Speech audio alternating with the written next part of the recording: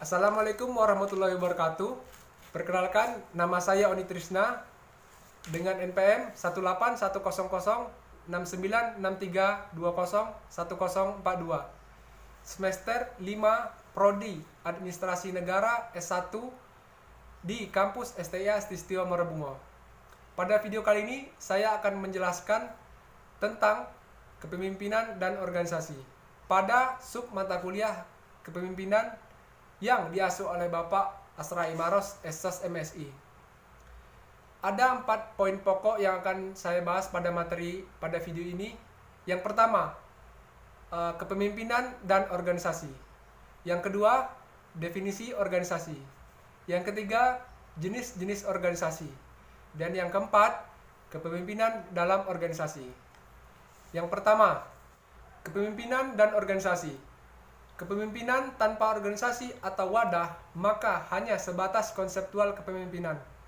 Konsep-konsep tersebut butuh tempat atau organisasi dalam pengaplikasiannya agar menjadi sebuah kepemimpinan yang efektif. Artinya apa? Kepemimpinan itu membutuhkan wadah atau tempat. Tempat yang seperti apa? Yaitu organisasi. Fungsinya untuk apa? Yaitu untuk seorang pemimpin tersebut mengaplikasikan skill dan kemampuan dia di dalam organisasi tersebut. Skill dan kemampuan yang bagaimana? Yaitu skill baik itu di bidang akademik maupun skill dan kemampuan di bidang jiwa leadership dia. Selanjutnya yang kedua, definisi organisasi. Organisasi adalah bentuk setiap perserikatan atau kerjasama manusia untuk mencapai tujuan bersama. Organisasi juga diartikan sebagai wadah atau tempat berkumpulnya orang-orang yang saling bekerja sama dalam mencapai tujuan. Artinya apa? Organisasi tidak akan dapat berjalan dengan baik hanya beranggotakan 1 atau 2 orang saja. Akan tapi membutuhkan sekumpulan orang untuk menjalankan berbagai tugas dan fungsi masing-masing di dalam organisasi. Kita ambil contoh dalam perusahaan. Di dalam perusahaan membutuhkan ada tingkatan-tingkatan di dalam perusahaan. Yang pertama ada low, yang kedua middle, yang ketiga top. Low itu apa? Low itu adalah orang-orang atau karyawan yang menjalankan tugas organisasi. Yang kedua middle. Middle apa? Yaitu para pemimpin atau pimpinan pengawas di bagian masing-masing. Ada bagian produksi, ada di bagian keuangan, dan lain-lain. Yang ketiga top. Top adalah pemimpin. Pemimpin puncak di dalam sebuah organisasi. Dialah yang mengatur organisasi tersebut. Ada beberapa pertanyaan di benak kita masing-masing. Yang pertama, sejak kapan Anda mengenal organisasi? Yang kedua, sejak kapan Anda terlibat di dalam organisasi?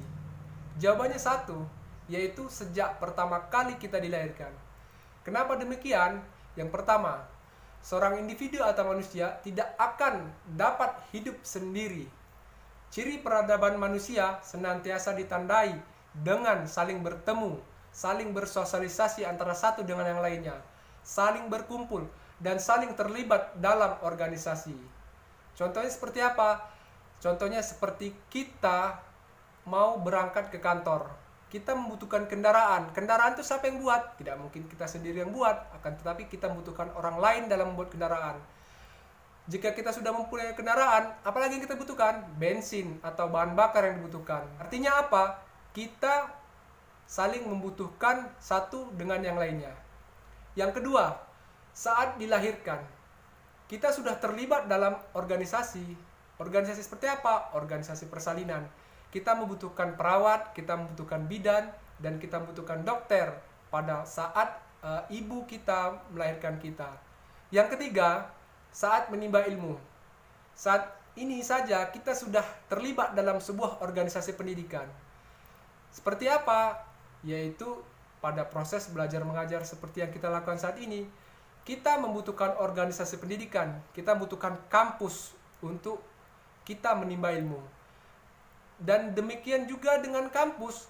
Kampus itu membutuhkan siswa atau siswi untuk proses kegiatan belajar dan mengajar. yang terakhir, bahkan saat dimakamkan saja kita sudah terlibat dalam organisasi. Organisasi apa? Jika di Jakarta sana ada yang namanya organisasi Dinas Perhutanan dan Taman Kota yang menangani pemakaman. Seperti apa? Mereka sudah ada tugas dan fungsinya masing-masing, baik itu mereka yang menggali kubur, dan yang kedua ada juga mereka yang melakukan proses antar dan jemput jenazah, dan juga ada juga mereka yang mengatur atau mencatat orang-orang yang meninggal dunia. Selanjutnya, yang ketiga, jenis-jenis organisasi. Organisasi itu terbagi menjadi dua. Yang pertama, organisasi formal dan organisasi informal. Yang pertama, organisasi formal. Organisasi formal ini biasanya memiliki struktur yang tersusun teramat baik dan teratur. Kewajiban dan serta hak dari para anggotanya sudah diketahui secara pasti. Contoh organisasi formal antara lain organisasi di dalam pemerintahan, seperti di dalam organisasi Dukcapil. Mereka sudah memiliki struktur dan tugasnya masing-masing, baik itu mereka yang melakukan pelayanan dan mereka yang melakukan pencatatan. Mereka sudah terstruktur tugas dan fungsinya masing-masing. Tidak bisa mereka yang melakukan proses catat-mencatat, mereka juga melakukan tugas pelayanan. Selanjutnya, organisasi informal. Berbeda dengan organisasi formal, organisasi informal ini kadang tidak memiliki tujuan dan visi misi yang jelas. Karena itu, aturan pun kadang-kadang tidak begitu diperhatikan, sehingga sifatnya lebih fleksibel ketimbang organisasi formal.